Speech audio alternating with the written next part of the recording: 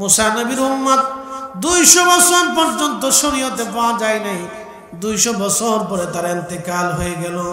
কবরস্থ করার আগে মানুষেরা বলল, মুসা গো, 200 বছর ধরে সে আল্লাহর শরীয়ত মানে নাই, তাকে আমরা শহরের ময়লার মধ্যে ফেলে দিব। বনি ইসরাইলের লোকেরা ধরে নিয়ে তাকে শহরের ময়লার মধ্যে ফেলে দিয়ে আসলো। আল্লাহ ওহী করলেন, মুসা কেন আমার বান্দাকে তুমি ময়লার মধ্যে রাখছো? আল্লাহর নবী মুসা ডাক দিয়ে বলে, ইয়া রাব্বি, একজন পাপিষ্টের জন্য তুমি আমাকে ওহী করলা। আল্লাহ কি বিষয় বুঝলাম না। আল্লাহ ডাক ডেকে, মুসা রে, আমি আমার বান্দার জীবনের গুনাহগুলি মাফ করে দিছি। আসতে হয়ে গেল না? সুবহানাল্লাহ। আচ্ছা, ক্ষমা করে কে? একসাথে বলি, কে? ক্ষমা চাই কে? ক্ষমা চাবে আমরা, মাফ করবে আল্লাহ। আমরা ক্ষমা চাবো, মাফ করবে কে? আল্লাহ। তাহলে ক্ষমা আমাদের চাইতে হবে না? না চাইলে পাওয়া যাবে? চাইতে হবে। এই চাওয়ার নামই হলো বেশি বেশি দোয়া। উদউনি আস্তাজিব লাকুম, আমার কাছে চাও আমি দেব। তো আল্লাহর কাছে চাবো না তো চাবো কি আমরা ভগবানের কাছে? আল্লাহর কাছেই তো চাই, তো চাবো না কেন? এই দোয়া নিয়ে সারা দেশে পারাপারি। একদল আছে এই দোয়া বন্ধ করে, এটা বেদা। ও কানা চোখে দেখে না যে আমার দেশের লক্ষ লক্ষ মুসলমান দোয়া বুঝেই না। কি কথা কর না কেন? দোয়া বুঝেই না। বাপের কবরের পাশ দিয়ে হাইটে চলে যেতেছে, জীবনে একটু সালামও দেয় না। কি আছে না ভাই? লক্ষ মুসলমান দোয়া বুঝেই না, আর এটা সে দোয়া বন্ধ করেছে। শয়তানে চিন্তা করে, বাপ তোরা আমি 14.5 বছরে যা পারিনি, তোরা টুপি মাতি দিয়ে তা করে দিছিস, অসুবিধা নাই। আমার কাজ তোরা আঞ্জাম দিয়ে দিছিস, তোরা আমার খালাতো ভাই। শয়তান খুশি, বিরাট খুশি। জানেন শয়তান কত বড় খুশি? শয়তানের সাথে আল্লাহর একটা চ্যালেঞ্জ আছে।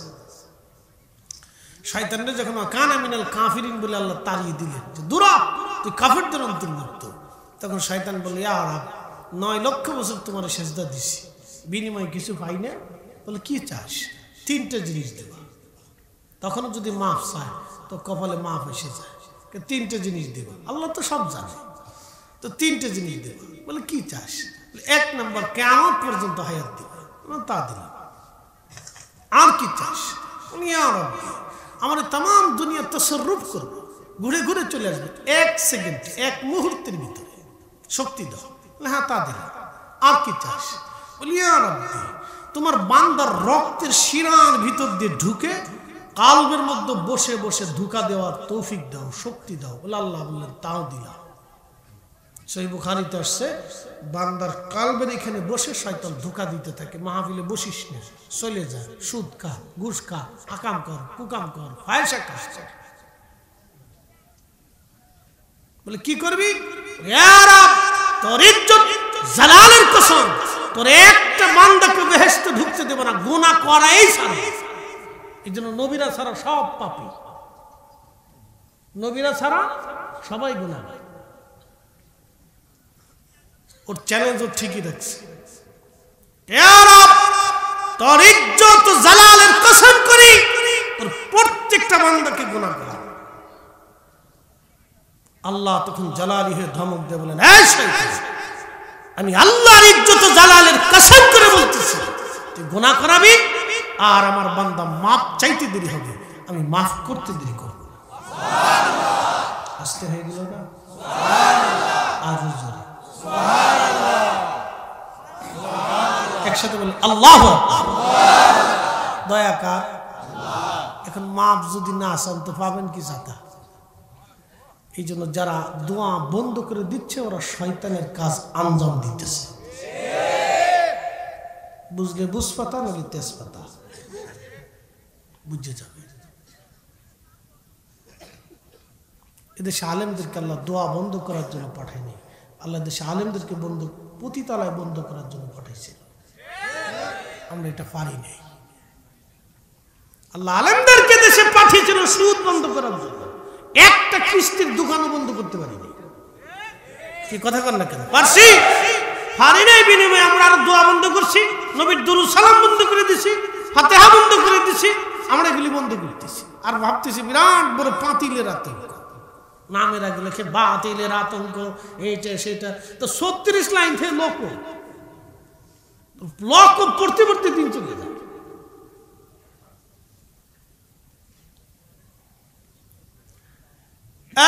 জয়নগরবাসী মুসা নবীর উম্মত আল্লাহকে ডাক দে বলতেছে, আল্লাহ ডাক দে বলতেছে, মুসা রে আমি আমার বান্দার 200 বছরের গুনাহ মাফ করে দিছি। মুসা আলাইহিস সালাম আল্লাহকে ডাক দে বলে, ইয়া রব কেন মাফ করছো গো আল্লাহ? আল্লাহ ডাক দিলেন, মুসা আমার বান্দা রাত্রিবেলা ঘুমাইতো না, দুনিয়ার সব মানুষ যখন ঘুমাইতো বনি ইসরাইল, তখন আমার বান্দা ঘুমাইতো না রে মুসা। আমার বান্দা রাত জেগে জেগে তাওরাত পড়তো, তাওরাত তাওরাত। আল্লাহ আমাদেরকে বললেন, ওয়া ইযা তুলিয়াত আলাইহিম আয়াতুহু যাদাতুহুম ঈমানা।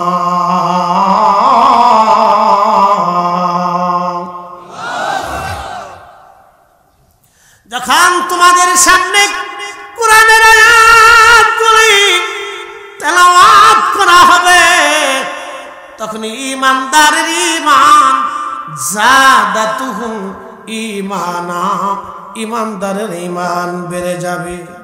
এই জন্য আমি মনে করি প্রত্যেক বাড়ি বাড়ি কোরআন খতম হওয়া দরকার। কোরআনের আওয়াজের এমন একটা মহিমা আছে, যখন আওয়াজ কানে আসে মুমিনের কান পর্যন্ত আওয়াজ থাকে না, ওই আওয়াজটা কলবের মধ্যে ধাক্কা দেয়, ধাক্কা দেয়, ধাক্কা দেয়। মারহাবা কর। ঘুমাইছেনি? কেউ যদি জিম টিম দে তো একটু ধাক্কা টাক্কা দিয়ে, রাত 12টা বাজতেছে, ঘুম আসাটা স্বাভাবিক। আপনার গ্রামের মানুষ পরিশ্রম করে 10টার ভিতরে আপনার বিছনায় চলে যান, এটা আদত। কিন্তু আদতের চেঞ্জ হয়ে যখন 12টায় আসে, তখন এটা স্নায়ু দুর্বল হয়, বক্তা শ্রোতা সবার স্নায়ু দুর্বল হয়। রাত যত গভীর আসে স্নায়ু তত দুর্বল হয়। এটা আল্লাহ প্রদত্ত। রাত দিছে আল্লাহ মানুষের বিশ্রামের জন্য, এটা আল্লাহ প্রদত্ত। আপনি কঠিন পারমাণবিক বোমা মারলেও এই রাত আপনি আর চেঞ্জ করতে পারবেন। রাত দিছে তো দিছে, দিন যখন আসবে তখন 1000 পারমাণবিক বোমা মারলেও আপনি রাত আনতে পারবেন না। দিন দিছে তো দিছে, ফায়সালা কার? এ রাত দিনের আবর্তন বিবর্তন কার নিয়মে চলে? আমরা কার নিয়মে চলে? আল্লাহর নিয়মে কি সবাই চলে? তো চললে সুদ খাইছে, কি কথা কর না কেন? তো চললে ঘুষ খাই কেন? তো চললে 12 বছর ধরে বনের জমি বুঝাই দেয় না, এখন মনে আসে ভাই জমি দিবি না, পরে নিস। বহু এদেশের ভাই আছে বনের জমি বুঝাই না দিয়ে সামনের কাতারে মসজিদে নামাজের দ্বারা টুপি মাথায় দিয়ে শয়তান হাসে আর কত বড় সিটা।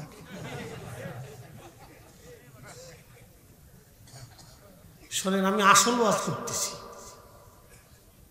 আসল ওয়াজ কোনটা বুঝাই। ওযু ছাড়া নামাজ হবে? হালাল খাবার ছাড়া ইবাদত কবুল হবে?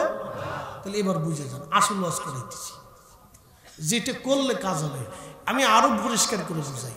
একজনে খুব তাহাজ্জুদ পড়ে, ফরিদি সাহেবের চাইতে সুন্দর ফাঁকনি একবার আফগানিস্তান থেকে অর্ডার করে আনছে, ধরেন আর কি আফগানিস্তান থেকে, এটা আফগানি ফাঁকনি, আফগান থেকে ধরেন অর্ডার করে নিয়ে আসছে।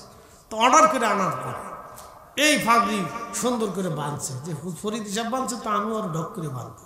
তো ঢক মতো বাঁধছে, আতর মাতর লাগে, জুব্বা ভালা করে সৌদি আরবের কাপড় কিনে আনছে, জুব্বা গায়ে দিছে, গায়ে দিয়ে সুন্দর করে জায়নামাজ তুরস্ক থেকে আনছে, হেতা বিছেইছে, বিছে মসজিদের ভিতরে সারা রাত্র নামাজে পড়তেছে, কিন্তু ওযু নেই। নামাজ হবে? আচ্ছা, একজন পাক্কা রোজাদার সারা বছর রোজা রাখে, কিন্তু রোজা রাখার ইফতারের সময় শুয়োরের গোশত দিয়ে বিরিয়ানি রান্না করে ইফতার করে, রোজা হবে? একসাথে বলে, একসাথে বলে, সত্য সাক্ষী এটাও ইবাদত, একসাথে বলে রোজা হবে? শুয়োরের গোশত খাইয়া রোজা রাখলে রোজা যেমন হয় না, সুদের টাকা ঘুষের টাকা আর অন্যের মাইনে টাকা দিয়া ওই টাকা দিয়ে গরুর গোশত আর খাসির গোশত মুরগার গোশত ইফতারি খেজুর চানাচুর বিরিয়ানি আর শরবত খেয়ে রোজা রাখলে রোজা হয় না। কথা কর না কেন? আমার ওয়াজ লাগবে না, 3 ঘন্টার ওয়াজ 3 মিনিটে সেরে দিচ্ছি, এবার বাইরে চলে যায়।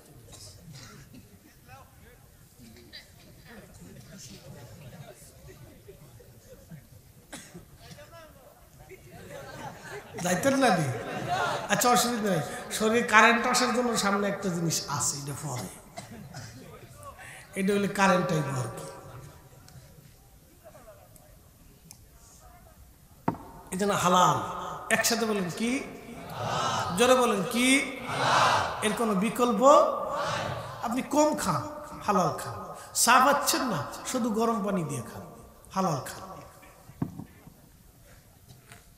আচ্ছা আপনারা যেখানে এখানে ভাইরা বসে আছে, বাংলাদেশের যে যমুনা গ্রুপ কন, স্কয়ার কন, এরপরে বসুন্ধরা কন, ফেরেশ কন, আরো মামসাম যা কিছু কন, যত গ্রুপ টুরুপ আছে, শত শত গ্রুপ ইন্ডাস্ট্রি আছে, মালিক আছে, হেরা যে বেগুন ভর্তা খায়, আমাদের দেশের যে কৃষক বেগুন ভর্তা খায়, এই বেগুন কি আলাদা? গরু আলাদা? খাসি আলাদা? মুরগা আলাদা? এই লাল শাক, পুঁই শাক, পাট শাক, এই পালং শাক, এগুলি কি আলাদা? কাঁচামরিচ আলাদা? এই আপনার আদা মাদা মশলাপাতি এগুলি কি আলাদা? তাহলে এই বেটা বেশি করে 2 নম্বরই করে টাকা কামাই করিয়ে বেগম পড়া বাড়ি বানাইয়া সুইজারল্যান্ডে ফাঁসার করিয়ে কি লাভ হইল?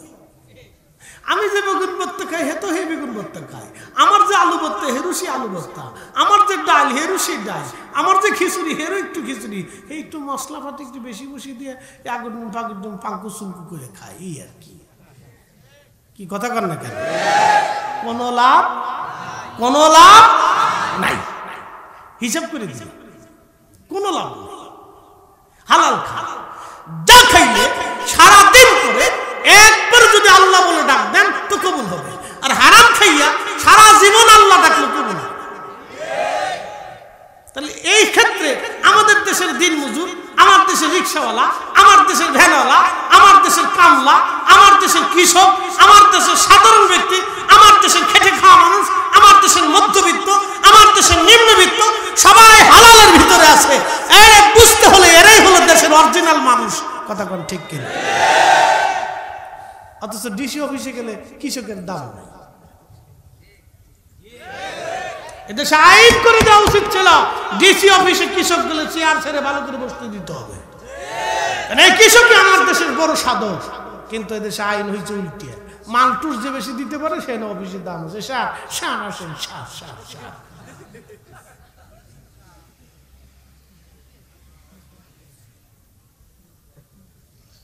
উচিত কথার ভাত তো নাই। মেহেশর কায়েম হবে, আল্লাহর আদালতে দাঁড়াইতে হবে।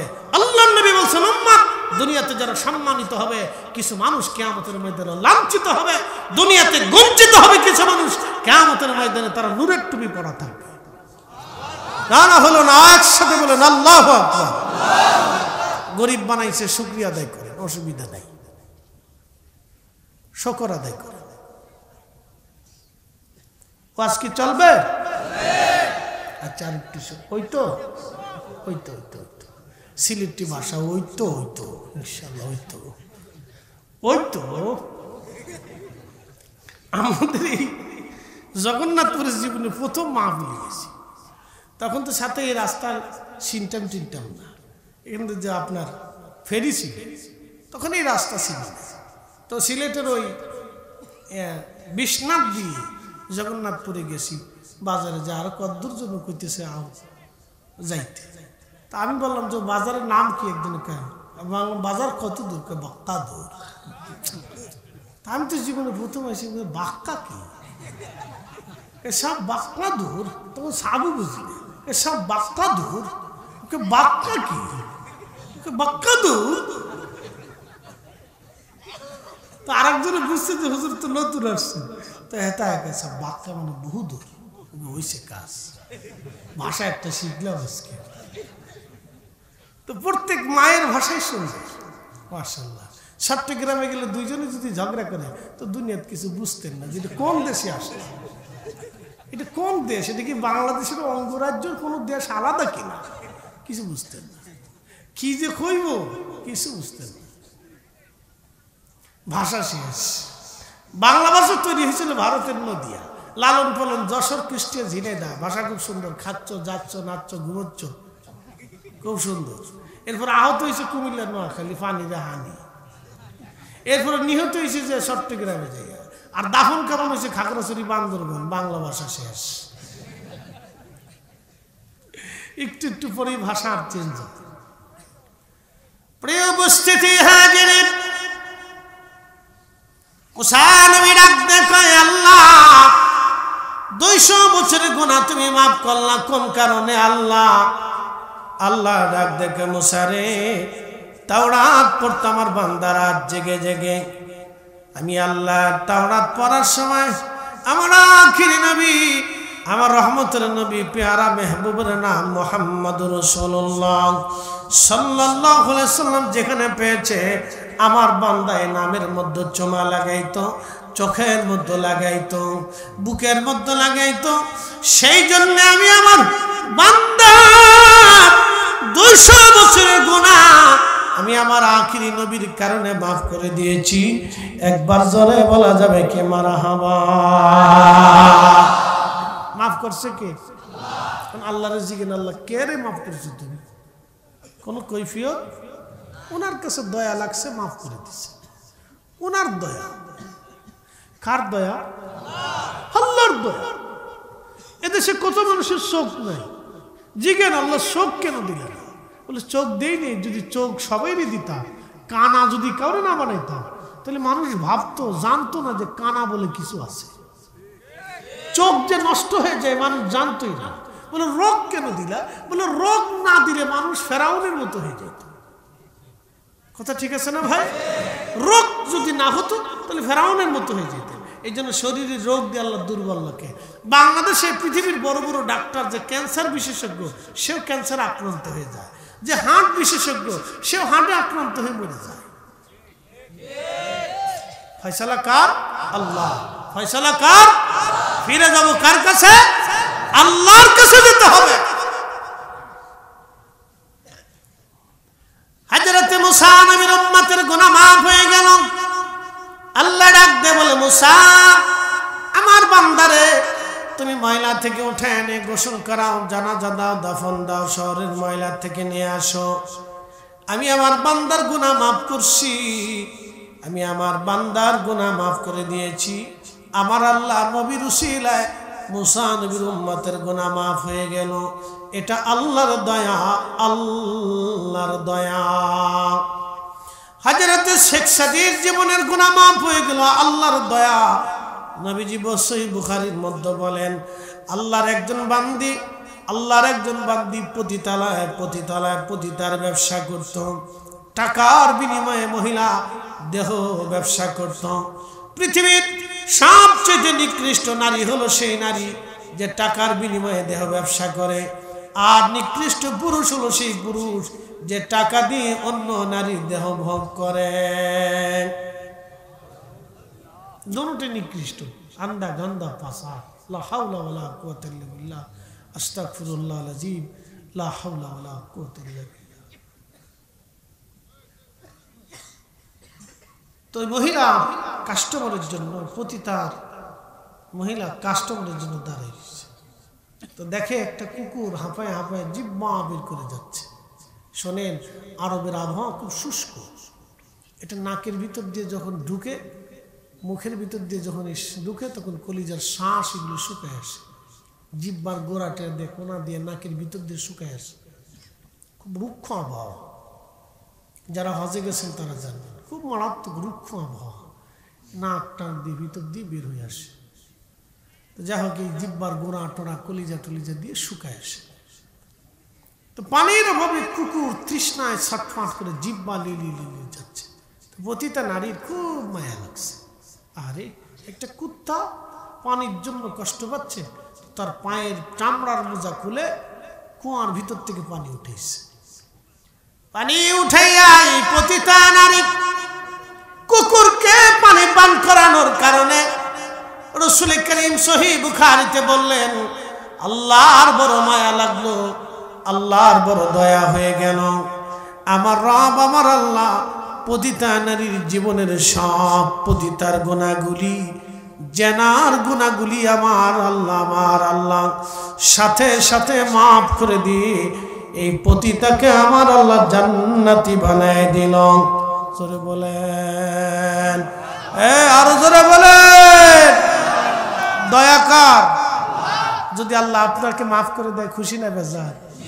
অনেক বড় খুশি হইতে হবে। বিষয়টা বুঝাইতেছি কেন মাফ দরকার। আল্লাহর বান্দা বলে, ইয়া রাব্বি 500 বছর ইবাদত করছি, তার কারণে কি মাফ হয় নাই? কেন? তো কিসের জন্য মাফ করছে? বলে আমার রহমতের কারণে। তাহলে আমার 500 বছর ইবাদত গেল কোথায়? বলে বান্দা দেখবা? বলে হ্যাঁ দেখবা। আল্লাহ বললেন তাহলে তাকে জাহান্নামের কাছ থেকে ঘুরিয়ে নিয়ে আসো। আহা, মৃত্যুর সম্মুখীন কখনো হয়েছেন কিনা আমি জানি না, আমি আপনাদেরকে বলি আমি হয়েছি। বলে হুজুর কিভাবে? পদ্মা নদীতে আগে তখন সেতু ছিল না, তো ওই রুট দিয়ে আমাদের দেশে আমাদের গ্রামের বাড়িতে আসা যায়। তা আমার মসজিদ তো হাসনাবাদ এখান থেকে খুব কাছে হয়, তা আমি সবসময় এই রুট ব্যবহার করতাম। তো আল্লাহ মাওয়া ঘাটে আমার মাহফিল, সেই দিন 8 নম্বর না 10 নম্বর সিগন্যাল চলতেছে, তো মাওয়া ঘাটে মাহফিল। তো সমুদ্রে 10 নম্বর সিগন্যাল, আর আমাদের এইখানে 6 নম্বর সিগন্যাল মাওয়া ঘাটে। তো মাহফিল মাওয়া ঘাটে, লোকেরা বলতেছে হুজুর সিগন্যাল মিগলে যাই হোক আমাদের মসজিদে জায়গা আছে, মাহফিল হবে। কি একটা পেরা, আপনি আসেন, যে কোনো মূল্যে আসতেই হবে। আমি মাওয়া ঘাটে এসে দাঁড়িয়েছি, কোনো ফেরি নাই, লঞ্চ নাই, কিচ্ছু ছাড়ে না। দিন শেষে একটা ফেরি ছাড়ছে, বিশ্বাস করেন গাড়ি উঠেছে আর কয়েক হাজার মানুষ হবে ফেরিতে। যখন নদীর মাঝখানে ফেরি আসছে, পদ্মা নদীর স্রোত আর ঢেউ, এটা যদি জীবনে দেখতেন তাহলে বুঝতেন জ্বালাকারে কয়। তো মাঝখানে আসার পরে বাতাস উঠে আসলো আকাশ চিরিক দিয়ে, বাপরে বাপ, প্রচন্ড বাতাস আর ঢেউয়ে ফেরি একদিকে এদিকে যায় একবার এদিকে যায়, পোড়া ফেরির মানুষ চিৎকার করতেছে,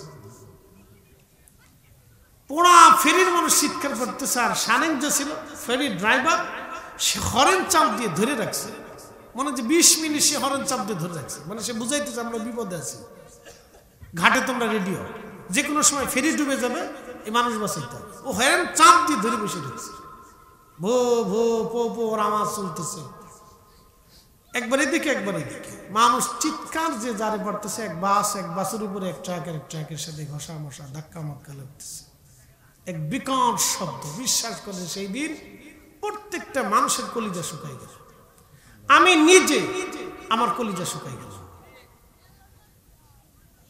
আমি এরপরে ঘাটে যাওয়ার পরে বিরাট পরে আমি যে কত গ্লাস পানি খেয়েছি আর চা খেয়েছি গলাটা শুকানোর জন্য, ঠিক করার জন্য, ওয়াজ করতে পারিনি। সে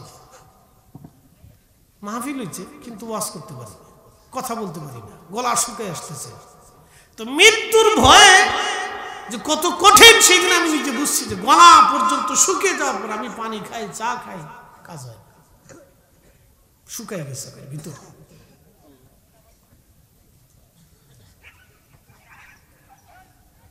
তো আল্লাহর বান্দাকে আল্লাহ ডাকতে বলেন, ফেরেশতারা তাকে জাহান্নামের কাছে নিয়ে যাও। জাহান্নামের কাছে নিয়ে যাওয়ার পরে একেবারে কাছে না, 500 বছরের দূরের রাস্তা। জাহান্নাম এত কঠিন, এত ভয়াবহ, এত তর্জন আর গর্জন।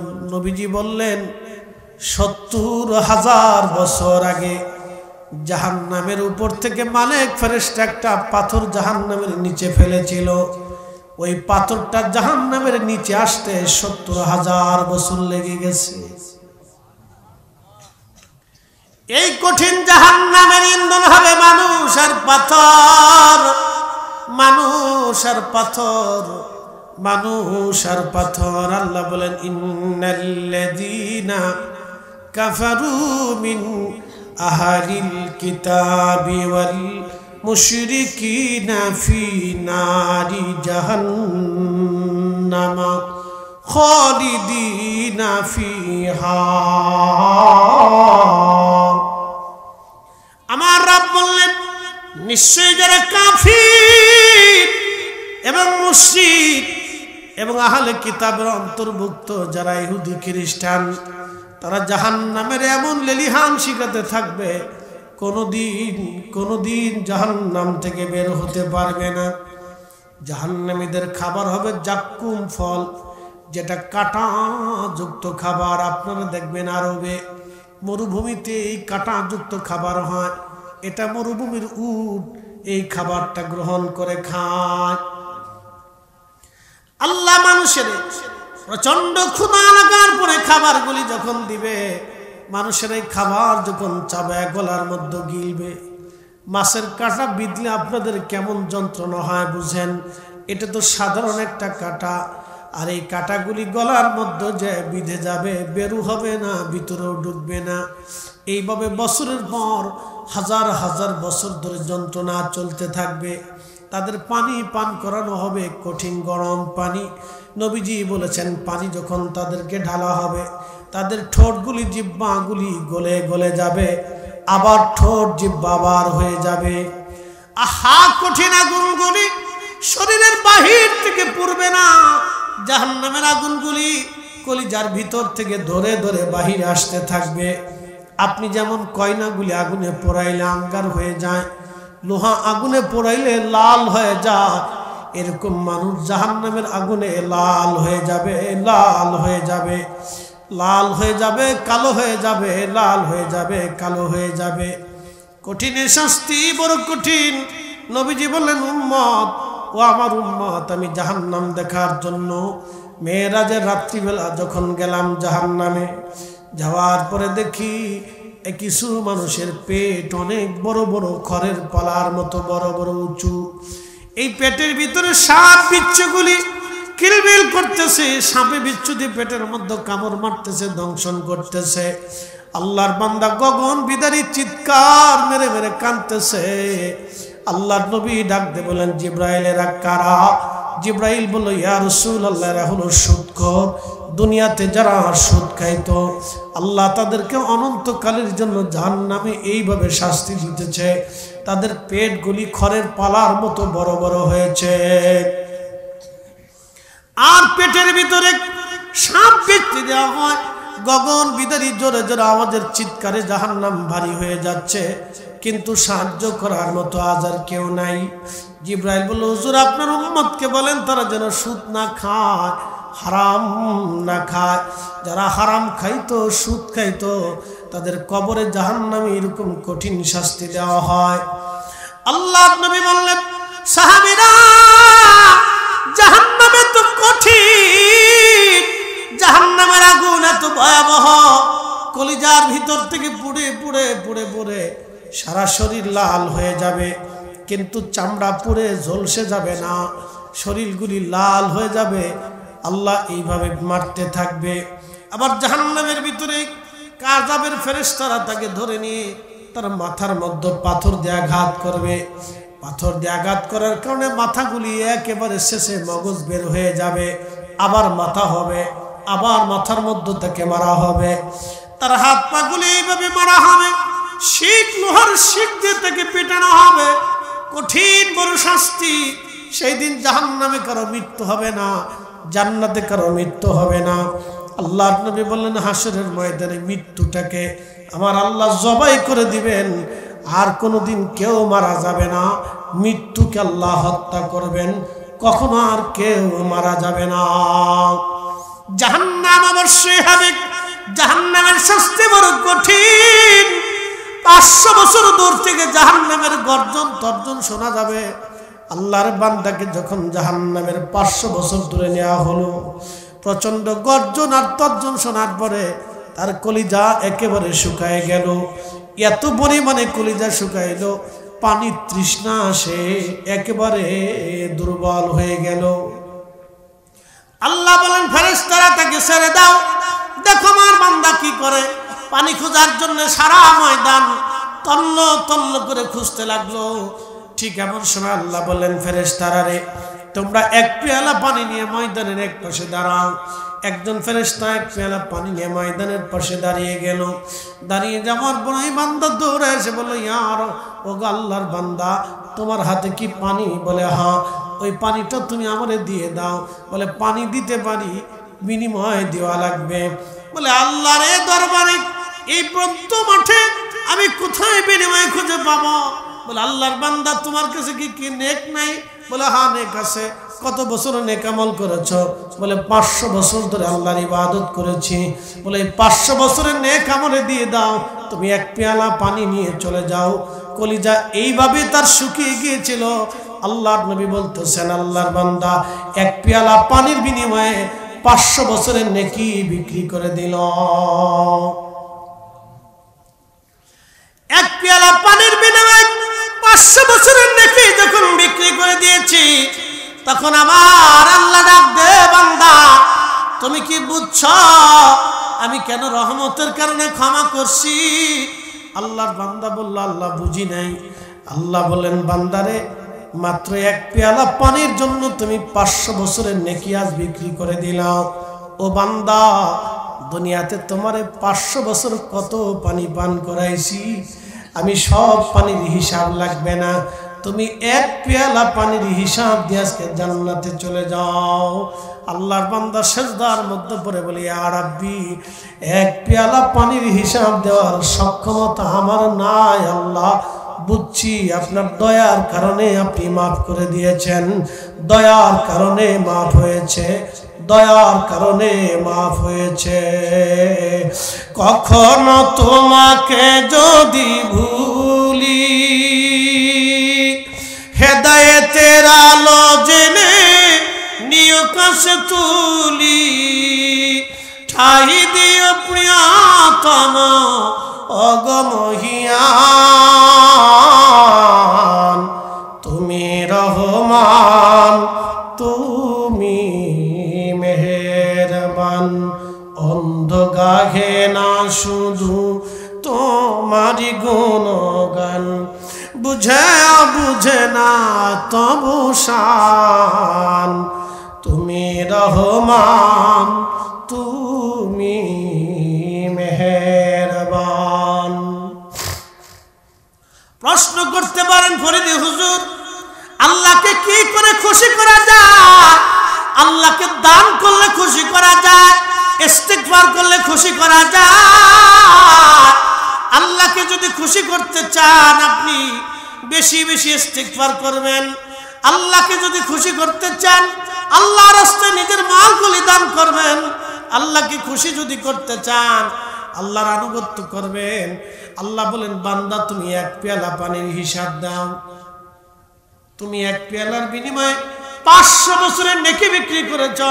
500 বছর ধরে তোমাকে কত রিজিক আমি আল্লাহ দিলাম, সূর্যের আলো আমি আল্লাহ দিলাম, একটা সেকেন্ডও দেরি হয় না, নিয়ম তান্ত্রিক মোতাবেক সূর্য আসে, নিয়ম তান্ত্রিক মোতাবেক বাংলাদেশে শীত আসে, আবার গরম আসে, আবার গ্রীষ্ম আসে, আবার বর্ষা আসে, শরৎ আসে, হেমন্ত আসে, বসন্ত আসে।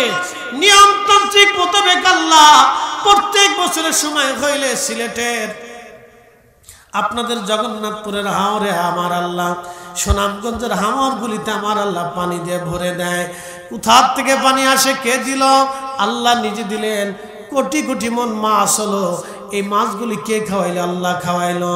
আপনার একটা জিহ্বা দিয়ে একই পানির ভিতর থেকে হরেক রকমের মাছ আল্লাহ খাওয়াইলেন।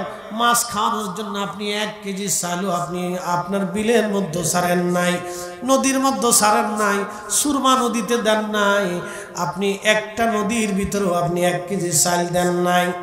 এই মাছের প্রজনন, মাছের ডিম, মাছের খাবার, মাছের লজ্জত, মাছের জীবন সব দিল আমার আল্লাহ। মাছটা ধরে এনে রান্না করে খেয়ে ফেললেন। একবার আলহামদুলিল্লাহ বললেন না, সুবহানাল্লাহ বললেন না। গরুটা জবাই করে এনে গোশত রান্না করে খেলেন। এই গরুর খাবার দিল আল্লাহ, জীবন দিল আল্লাহ, গরুর বাচ্চা জন্ম দেওয়াইল আমার আল্লাহ, এরপরে আমার আল্লাহ দুধ দেওয়াইলেন। এই গরুর লজ্জত দিলেন, স্বাদ দিলেন, এই গরু জীবন দিলেন, গরুর দুধ দোয়া এনে খেয়ে ফেলে দিলেন। কিন্তু আপনি একবারও ভাবলেন না গরুর দুধ দিল কে? কোটি কোটি বিজ্ঞানী এক জায়গায় হয়ে যদি চেষ্টা করে আল্লাহর দেওয়া 1 কেজি দুধ বা 1 ফোঁটা দুধও বানাই দিতে পারবে না।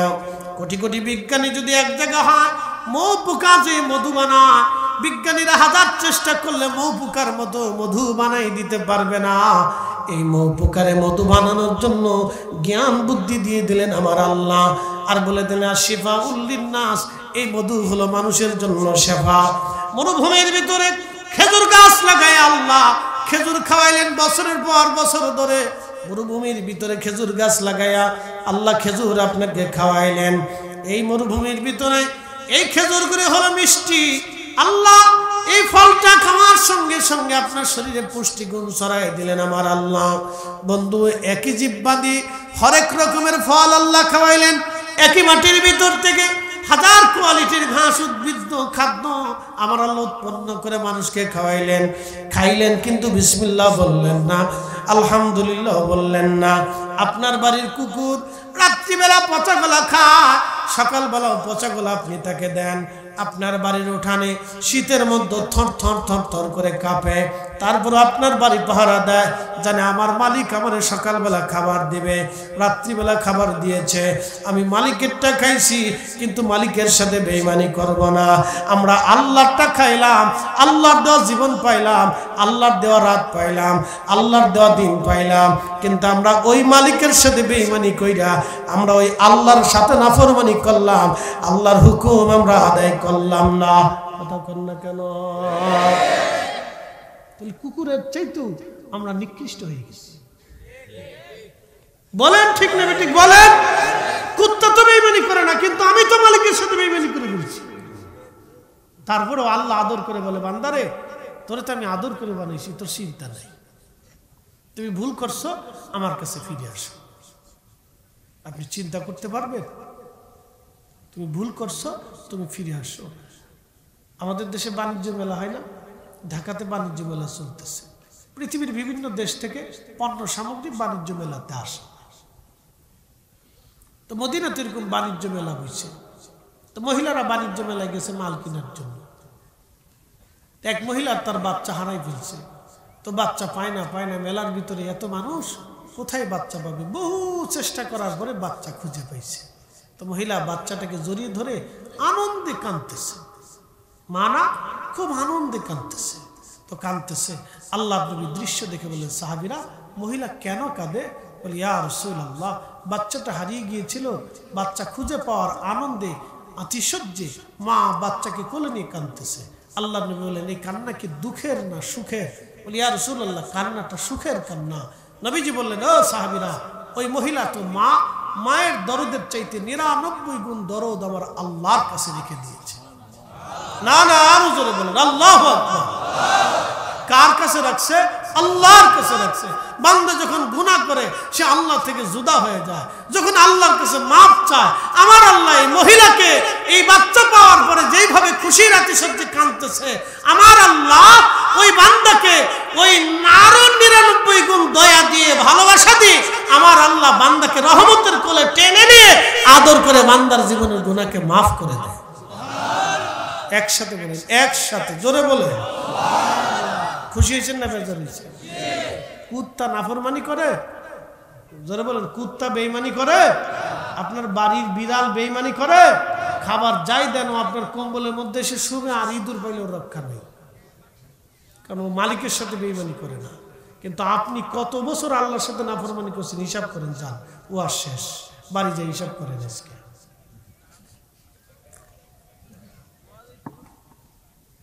ওই তো বুঝাইলাম যে আমি আপনি মালিকের সাথে কত নাফরমানি করছি, এবার হিসাব করছি। আচ্ছা, কাজের লোক কাজ না করলে কি বেতন দিবেন? দেবেন। কিন্তু আল্লাহ কাজের নিয়ত করলে আপনার বেতন দিয়ে দেয়। আসতে হয়ে গেল না? তাহলে সে আল্লাহর কাজ করবে না তো করবেন কারটা? বলেন, এই চোখ কে দিছে? যদি নষ্ট হয়ে যায়, পৃথিবীর সব বিজ্ঞানী চেষ্টা করেও কি আপনার একটা আল্লাহর দেওয়া চোখের মতো চোখ বানাইতে পারবে? তো যদি না পারে তাহলে গোলামি তো আল্লাহর করতে হবে।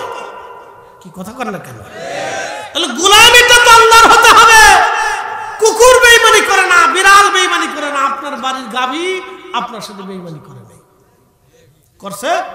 ও ইচ্ছা করলে কিন্তু আপনাকে লাথাইয়া গুতাইয়া আপনার ছেড়ে দিয়ে জঙ্গলে চলে যেতে পারত। কিন্তু আপনি ওরা খাবার দেন, ও বাচ্চারা না খাওয়ায় আপনারা দুধ দেয়। বাচ্চা কান্দে, তখন ওই গাভী বলে, এ বাচ্চারে তুই কাঁদিস না, আমার মালিক তো আমাকে খাবার খাওয়ায়, আদর করে, আমার মালিকের হক আছে। মালিক নেওয়ার পরে যা থাকবে তুই পাবি। আপনি কত করে এহসান আল্লাহ করছে দেখছেন? একটা গাভী তার বাচ্চারা দুধ না খাওয়া আপনাকে দুধ দিচ্ছে, ও পারলে আপনাকে পিঠে লাইট থেকে আপনি তাড়িয়ে দিতে পারত, কিন্তু দেয় না। একটা গাভী আল্লাহ আপনার সাথে বেঈমানি করে নাই, আর আপনি 2 বছর মার দুধ পান করেছেন, 25 বছর মা আপনার পিছে পিছে লেগে থেকে বড় করছে, এরপরে সুন্দরী বেডি পাইয়া বেঈমানি করে ফেলছেন। তোমার মতো কুত্তাও তো ভালো, তোমার মতো নাফরমান পৃথিবীতে। যে দেশের মানুষ এখনো খাসির গোশতের বদলতে কুত্তার গোশত চায়, কথা বলেন না কেন, যারা বলে তারা শয়তান পর্যন্ত চিন্তা করে না, শয়তানও ডরায় এদের কাজ দিতে। আপনি চিন্তা করেন যে গরুর গোশতের বদলতে, খাসির গোশতের বদলতে কুত্তার গোশত চলে যায়। আমার হাসনাবাদে, আমি যেই হাসনাবাদের হাউজিং এর ক্ষতি, হাসনাবাদ বাজারের এক ব্যবসায়ী কাম করে ফেলছে, গরুর গোশতের বদলতে কুত্তার গোশত চালাই দিছে। 8 মাস পর্যন্ত সিলগালা ছিল। এখন বলেন তো 8 মাস পর্যন্ত কি সিলগালা থাকার কথা না আরো কঠিন শাস্তি হওয়ার কথা? এদেশের টেবিলের নিচে মালটুর সেরি দিলে শাস্তি লাঘব হয়ে যায়। সরে সরে দেশ গেছে ভইরে, ওয়াজ করলে বলবে যে হুজুর সাপ মুখ ফসকে বলে দিতেছে। সিটারে বাট পরে সব একবারে, ও কেন্দ্র থেকে নিচ পর্যন্ত পিয়ন পর্যন্ত সিটার বাট পরে ভরা। কথা বলেন, জোরে বলেন। আপনি যদি উন্নত বিশ্বগুলিতে যান, যা দেখবেন তাদের ছেলেরা মেয়েরা হাফ প্যান্ট পরে হাঁটে, কিন্তু চুরি করে না, মিথ্যা বলে না, খাবারে ভেজাল দেয় না। অথচ আমরা বাংলাদেশি মুসলমান নামাজ পড়ে আইসি সুদ খায়, টুপি মাথায় দিয়ে আইসে ঘুষ খায়, অনেক বড় দাম। আমি আমার হাসনাবাদের জমি ব্যবসায়ীর অফিসে বসে আছি, আমার সাথে বসুন্ধরার মাদ্রাসার মোহতামিম আছে, দুইজন এক টেবিলে বসে আমরা চা খাচ্ছি। তেমন সময় এক ভদ্রলোক আসছে, মুখে সুন্দর চমৎকার দাড়ি, গায়ে পাঞ্জাবি, মাথায় টুপি, দেখলে মনে হয় 2-3 চিল্লে মাইরে দিয়েছি, বুজুর্গ মনে হয়। তো এই লোকটা 60 কোটি টাকার জমির অর্ডার করল। 60 কোটি, কত কোটি? 60 কোটি টাকা দিয়ে। তো জমি বায়না টায়না করার পরে জমি ব্যবসায়ী ভাইটা বলতেছে, হুজুর আপনি তার চিনেন? আমি না, আমি তো হুজুর মানুষ, মাহফিল করেই বেড়াই, আমি কারে চিনব, আমি তো রাজনীতি করি না। তাকে উনি হচ্ছে এই ঢাকা ওয়াসার দক্ষিণের ইঞ্জিনিয়ার। বললাম বেতন কত? কত? 50-60। বললাম আরো কত? মাসে 1 লাখ টাকা হতে পারে। তাই বললাম 60 কোটি টাকা হতে কত বছর লাগবে? জিন্দিগি শেষ। তাই বললাম যে এখনো বেটার চুলদারি পাকে নাই, তো 60 কোটি হলো কেমনে? বুঝেন এবার, মারিং টু ফারিং। আমার দেশের একটা ইঞ্জিনিয়ার যদি এরকম হয়, তাহলে আপনি বুঝেন কি পরিমাণে চুরি বাটপারি। সব গরিবের রক্তগুলি চুষে চুষে খা। কথা বলেন ঠিক কিনা? টুপি আর দাড়ি দেখলে বুঝতেই পারবেন না যে এত বড় বুজুর্গ। শয়তান চিন্তা করে, বাপরে বাপ, তুই আমার চেয়ে চিটা। আমি 9 লক্ষ বছর ইবাদত করছি, আল্লাহর সাথে চিটারি করিনি। তো 60 বছরের জীবনে, তুই 60 বছরের জীবনে টুপি আর দাড়ি মুখে মাথায় দিয়ে তুই চিটারি করতেছিস। আমার দেশ, আপনারা কান দেন যে আল্লাহ ধনী বানাই, তো আল্লাহ কেমনে ধনী বানাইবো বলেন তো? এদেশের 68,000 গ্রামে এখনো বিচার সালিশ হলে 100% পিওর বিচার হয় না, আল্লাহর নিয়মে রসুলের তরিকায় বিচার হয় না, সব শয়তানের তরিকায় বিচার হয়। কথা বলেন ঠিক কিনা? গরিবের বিচার হয় না, পয়সার অভাব। উচিত কথা বললে বলবেন হুজুর আপনি সত্য কথা বলতেছেন কেন? এখানে বসাইছেন সত্য বলার জন্য, কি কথা কর না কেন? এখানে বসেছেন কি বলার জন্য? হক কথা বলার জন্য এখানে বসেছেন, হক কথা। খালি আমেরিকা আগুন লাগছে, আগুন বাংলাদেশেও লাগবে। আমেরিকায় শুধু আগুন লাগছে, আগুন নিভাইতে পারতেছে না। দেখছেন ওর যত সুপ্রিম পাওয়ার আছে সব পাওয়ার দিয়ে সে চেষ্টা করে আগুন নিয়ন্ত্রণে আনতে পারতেছে না, আর বলে আগুন জ্বলবো। লস অ্যাঞ্জেলেস বাদ দিয়ে আরো কত শহর যে পুড়ে গেছে তার হিসেব নাই। আজকে খবরে দেখলাম 5টা শহরের নাম বলছে, এটা তো আগুন লেগে গেছে। বাংলাদেশেও লাগছে। বলে হুজুর কেন?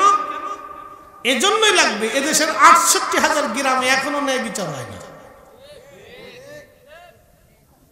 বংশের টানে, আত্মীয়তার টানে, সম্পর্কের টানে, দলের টানে, মতের টানে, প্রভাবশালীতা দিয়ে, অর্থবিত্ত দিয়ে দেশে বিচার হয়।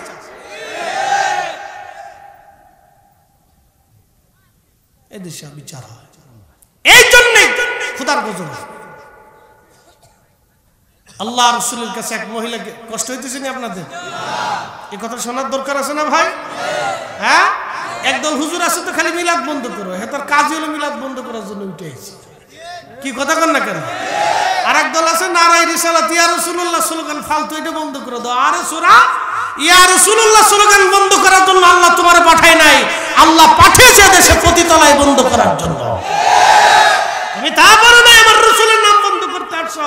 আর যেই রাসূলের দুনিয়াতে না আসলে ইনসাফকে পৃথিবীর মানুষ খুঁজেই পাইতো না, সেই রাসূলের নামে জমিনে হবে না তো শয়তানের নাম হবে নাকি?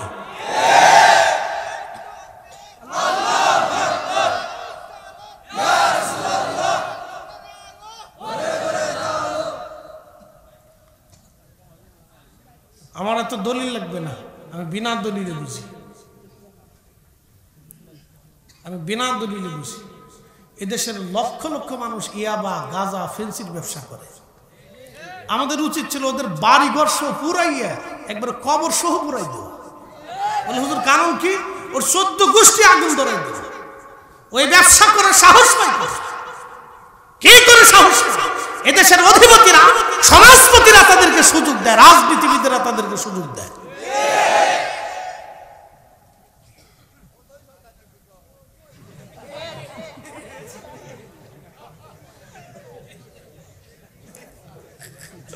আমি হাসতে হাসতে কিতা কইছে আমি কিন্তু বুঝিনি, আপনারা হাসতেছেন দেখে আমি হাসতেছি। খিতা মাত বোধা খিতা মাতছে রে বা, আমি কিছু বুঝছি না রে বা। চিনি ছাড়া আর চিনির উপরে খেপছে, খাইতাম না চিনি, যা চিনি ছাড়া হলে খাইতাম। এ শোনেন, বাংলাদেশের সব আলেম যদি এক জায়গায় হয়, সব ঘরানার, দেশের সাথে আমরা কোনো এই দল মত চিনব না। আমরা সব ঘরানার আলেম বাংলাদেশে এক জায়গায় যদি বলে আগামীকাল সূর্য উঠার আগে এদেশের যত হিরুঞ্চি বাটপার সিটার সব কটার বাড়ি আগুন ধরানো হবে। তোরা যদি ভালো না হস তাহলে আগুন ধরানো হবে। বাংলাদেশে ৩৬ ঘন্টার ভিতরে গাঁজার ব্যবসা বন্ধ হয়ে যাবে। কি মনে হয় আপনাদের? এদেশের মানুষ পারে না? কথা কন না কেন? পারে না?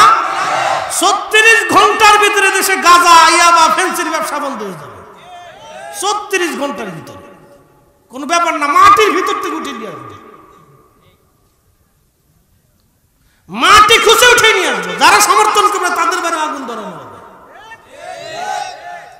যদি এদেশের সব আলেম ঘরানার পীর মশাই এক জায়গায় বসে সিদ্ধান্ত নেয়, এ দেশের মানুষ টাইট করা কোনো ব্যাপার হলো গাঁজা খাবে, আবার গাঁজা তো খুঁজেই পাবে না।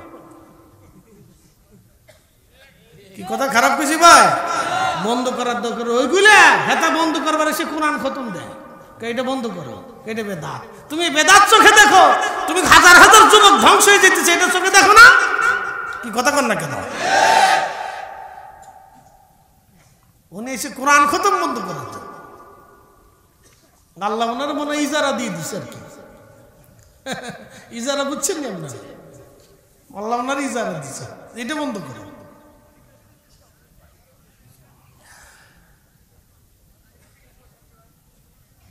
إنما المؤمنون الذين إذا ذكر الله وجلت قلوبهم।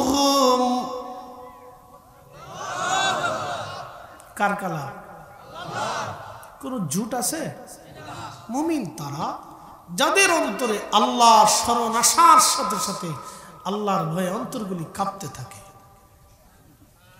এজন্য অধিক পরিমাণ জিকিরের দরকার। একদল আছে বুকে হাত বেঁধে নামাজ পড়বা, নাভির নিচে হাত বাঁধা বেদাত। তার ফটো এটা, বুকের নিচে হাত বাঁধা, নাভির উপরে হাত বাঁধা বেদাত, বুকের উপরে হাত বাঁধা শূন্য, আস্তে আমিন বলা বেদাত, জোরে আমিন বলা শূন্য। উনি আছে খালি এইটা নিয়ে। কি কথা কর না কেন? উনি আছে খালি এইটা নিয়ে। ওরে তাল এগুলো সিটকিনি কষা দিয়ে বাইরে সাংরা উঠানোর দরকার। ও আছে এই তো নেই, আমার দেশের কত যুবক নামাজই পড়ে, কি কথা কন না কেন, নামাজই পড়ে না। আমার দেশের হাজার হাজার নারী আছে 6 মাসে ওযু করে না। নাউজুবিল্লাহ আউজুবিল্লাহ যাই কর 6 মাসে ওযু করে না, যাই দিকে দেখেন খালি কদ্দুরা আডা সোনু পাউডারি দিমায়। এটা মনে করি এটা মাখলে বুঝি সুন্দর হওয়া যায়। দেশের লক্ষ লক্ষ যুবক তার বাপ মাকে গালি দেয়, তাই না? লক্ষ লক্ষ যুবক বাপ মাকে গালি দেয়। এদেশের বহু শিক্ষিত পারছেন, আল্লাহর রাস্তায় মাফ করবেন, ধনীর আদরের দুলালরা বাপ মাকে ঘর থেকে বের করে দিয়ে বৃদ্ধাশ্রমে দেয়। বৃদ্ধাশ্রমে এখন আর দেয় না, এখন ঢাকাতে বাসা অফিস ভাড়া করে দেয়। নতুন সিস্টেম হয়েছে, সেটারই আবার নতুন পদ্ধতিতে হয়েছে। বৃদ্ধাশ্রমে দিলে মানুষ গালিগালাজ করবে, এই জন্য বাসা ভাড়া করে দেয়, নাহলে ফ্ল্যাট একটা কিনে দেয়। তুমি ওখানে যা থাকো, তোমরা তোমার বৌমার ভালো লাগে না, সেটা বুড়া মানুষের সাথে থাকতে চায় না। কত বড় সিটার বাটপার দেশে হয়েছে। আমার ফ্ল্যাটে একজন আছে, আমি দেখে বলতেছি, না দেখে বলতেছি, আমার ফ্ল্যাটে আছে একজন বৃদ্ধ মহিলা, একাই থাকে বাসাতে। সন্তান কোটি কোটি টাকার মালিক, সন্তানের ঘরে মার জায়গা হয় না। সি সি সি চিন্তা করেন এদেশে এইগুলি চলতেছে। আর হেতে আছে আমিন জোরে কোন আসতেও খালি এটা নিয়ে ফাড়াফাড়ি করতেছে। ই আছে তো ফাড়াফাড়ি, দেশে মানুষ আমিনই করে, কি কথা কর দেখা কত মুসলমান আমিনও করে, আমিন আসতেও কেন জোরে কেন, হ্যাঁ আমিন বুঝেই না। এ নামাজ আইসে হলো বিয়ের ঠেলাই বইটা, রাজনীতির ছোটে বইয়া নামাজ তো ভরে না, রাজনীতির ধাক্কায় নামাজ হয়েছে। বিয়ে বাড়ি নতুন এসে চিন্তা করলো নামাজ না করলে বিয়ে করবো, বিয়ের জ্বালায় নামাজ হয়েছে। হে আমিন জোরও বুঝে না, আসতে বুঝে না, হে আমিন কয়ও না। হে চিন্তা করে দাঁড়ায় কোন জ্বালাত করছে, আমি বিয়ে বাড়ি না আইলেও পারতাম। এটা মুসলমান নবীগঞ্জ জয়গণগরবাসী, নবীগঞ্জ না জগন্নাথপুর তো বড় আছে দেখতেছি, তাই বিরাট বড় থানা। তাই এই অদূর এই কোনার থেকে এই পর্যন্ত বাপরে বাপ শেষ হয় না। ওদিকে বিশ্বনাথ থেকে শুরু হয়েছে, ওদিকে আবার সাতেগর ওই পাশ থেকে শুরু হয়েছে, এদিকে নবীগঞ্জের এই দিক থেকে শুরু হয়েছে, শেষই হয়। বাপরে বাপ কত বড় থানা রে। জগন্নাথপুরবাসী মনোযোগ দিবেন, আল্লাহর বান্দা ডেকে বলে রাব্বি আমি সেজদার মাধ্যম দিয়ে তোমার দরবারে উঠতে চাই আল্লাহ। আল্লাহ বললেন কবুল করলাম। আল্লাহর বান্দা 500 বছর হায়াত পাইল। 500 বছর হায়াত পাওয়ার পরে আল্লাহর বান্দা মারা গেল। মারা যাওয়ার পরে আমার রব ডাক দিয়ে বলেন হে আমার বান্দা, আমার রহমতের কারণে তোমার জীবনের গুনাহ মাফ করে দিয়ে তোমারে জান্নাতি বানাইলাম। একবার জোরে বলা যাবে কি মারহাবা। কখনো তোমাকে যদি ভুলি, হেদায়েতের আলো জেলে নিয় কাছে তুলি, ঠাই দিও প্রিয়তম অগমহিয়ান, তুমি রহমান তুমি মেহেরবান। অন্ধ গাহে না শুধু তোমারি গুণগান, বুঝেও বুঝে না তবু শান, তুমি রহমান তুমি মেহেরবান।